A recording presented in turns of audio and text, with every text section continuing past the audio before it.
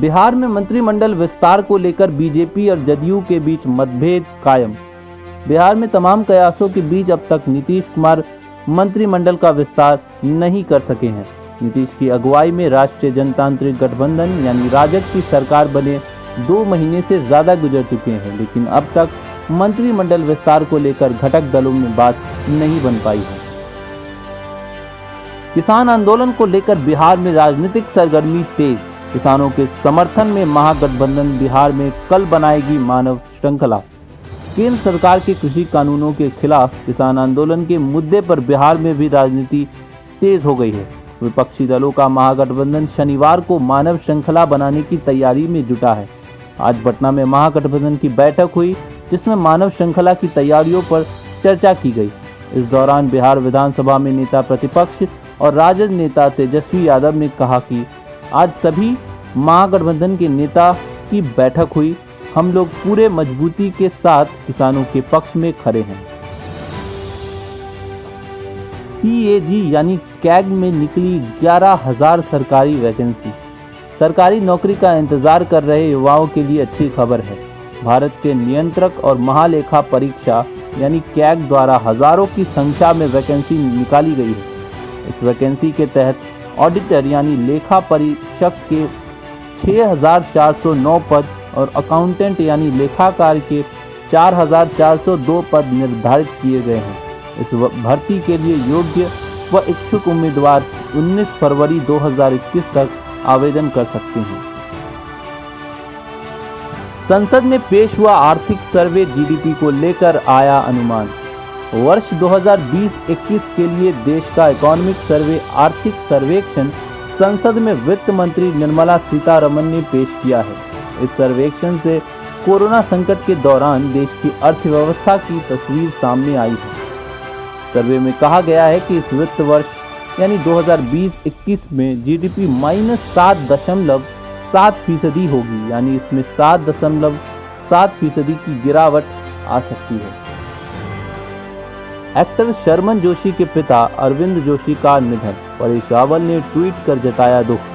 Bollywood actor Joshi के पिता अरविंद जोशी का निधन हो गया है।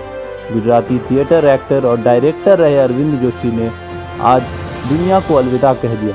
खबर के मुताबिक ट्रेड एनालिस्ट कोमल नाहटा ने इस बात की जानकारी दी है। उन्होंने बताया है कि अरविंद जोशी का निधन मुंबई के नानावती अस्पताल में हुआ है।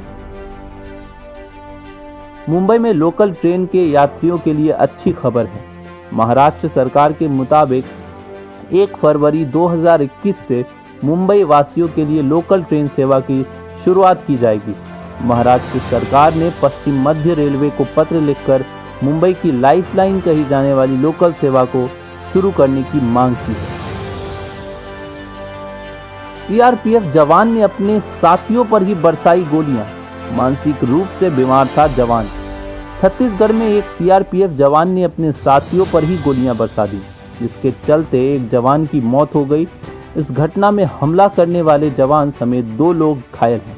घटना शुक्रवार यानी 29 जनवरी 2021 की है, जहां छत्तीसगढ़ के बस्तर जिले में पैरामिलिट्री फोर्स के कैंप में एक सीआरपीएफ जवान ने साथी जवान पर फायरिंग शुरू कर दी। भारत और इंग्लैंड के बीच टेस्ट सीरीज 5 फरवरी से खेली जाएगी। भारत के 3 अंपायर करेंगे अंपायरिंग। आईसीसी पैनल में शामिल भारत के 3 अंपायर इंग्लैंड के खिलाफ अगले महीने शुरू हो रही 4 टेस्ट मैचों की सीरीज में अंपायरिंग करेंगे। वीरेंद्र शर्मा और अनिल चौधरी का टेस्ट प्रारूप में मैदान पर यह पहला मैच होगा। चौधरी और शर्मा आईसीसी अमीरात पैनल के सदस्य हैं। इसके साथ एलीट पैनल में भारत के प्रतिनिधि नितिन मेनन भी शामिल होंगे, जो पिछले टेस्ट मैच में मैदानी अंपायर रह चुके हैं। राकेश टिकैत ने किसानों को किया संबोधित, कहा कल दंगे से भी खराब स्थिति थी।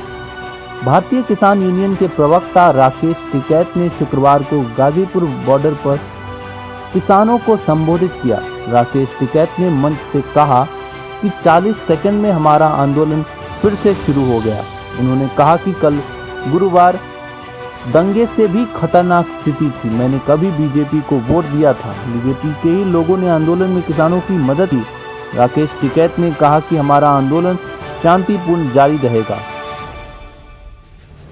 चीन का 5G विकास उद्योगों को सशक्त बनाएगा। 5G चीन 2021 में नेटवर्क कवरेज, एप्लीकेशन इनोवेशन और औद्योगिक आधार की क्षमता में सुधार करके 5G उद्योग को बढ़ावा देगा।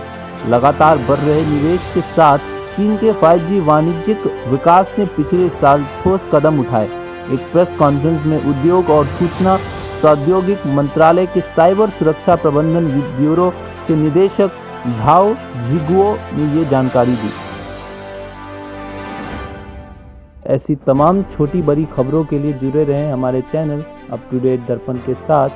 धन्यवाद।